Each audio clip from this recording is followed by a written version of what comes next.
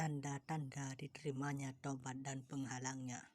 Jika seseorang telah melakukan taubat yang benar dan konsisten sesuai dengan syarat-syarat taubat yang telah disebutkan pada uraian sebelumnya, maka mesti taubatnya itu diterima oleh Allah. Jika tidak mengikuti syarat-syarat taubat tersebut, taubat terhalang untuk diterima. Di antara tanda-tanda diterimanya taubat, seseorang yang bertobat itu senantiasa melaksanakan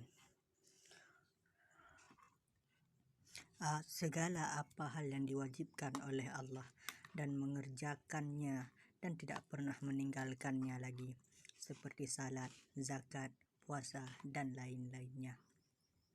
Karena dia menyadari bahwa meninggalkan kewajiban yang diperintahkan Allah akan mendatangkan dosa, dia telah bertekad tidak akan meninggalkannya dan mengulangi kesalahannya lagi, dan telah menyesali perbuatan-perbuatannya dan meninggalkan kewajiban-kewajiban yang telah diperintahkan Allah itu. Demikian pula dalam perbuatan dosa karena melaksanakan larangan-larangan Allah seperti meminum minuman keras, berzina, makan riba, mencuri, membunuh, dan lain-lain, karena ia telah bertaubat yang benar dan konsisten sesuai dengan syarat-syarat yang telah ditetapkan, taubatan nasuha.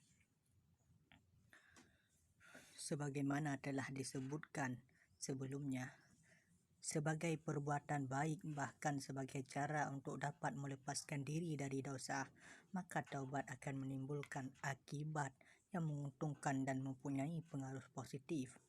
Akibat yang menguntungkan itu tidak saja akan dirasakan oleh pelaku taubat, melainkan juga berdampak positif bagi orang lain dan bahkan bagi masyarakat.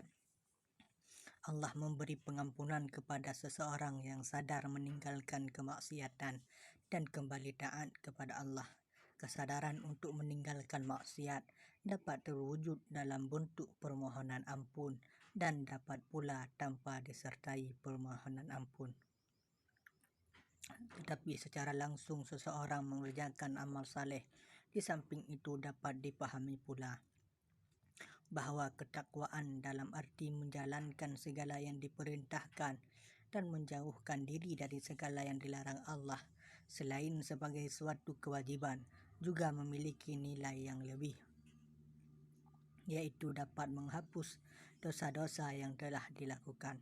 Hikmah dari taubat tidak saja akan dirasakan berdampak positif bagi orang lain, bahkan bagi masyarakat dan lingkungannya. Akibat positif yang ditimbulkan oleh tindakan taubat bagi masyarakat adalah terbebasnya mereka dari efek-efek taubat pelaku tadi, sebagaimana yang terjadi semasa mereka bergelimang dalam dosa. Ketika pelaku taubat bergelimang dalam dosa, banyak akibat buruk yang ditimbulkannya, terutama dosa yang berkaitan dengan sesama manusia. Akibat dosa yang misalnya pembunuhan, pencurian, menuduh zina wanita suci, dan sebagainya akan hilang jika pelaku-pelaku dosa telah bertaubat dengan taubat yang benar dan konsisten. Akibat selanjutnya jika mereka telah bertaubat adalah aman dan tentramnya hidup bermasyarakat, aman terhadap nyawa, terhadap kehormatan, harga diri, dan terhadap harta benda. Orang bertaubat dan masyarakat akan merasa bahagia.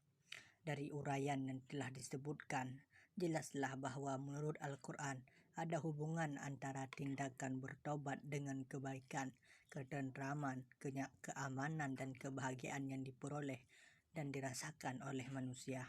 Sebagaimana ada hubungannya antara perilaku buruk dengan bencana yang menimpa manusia.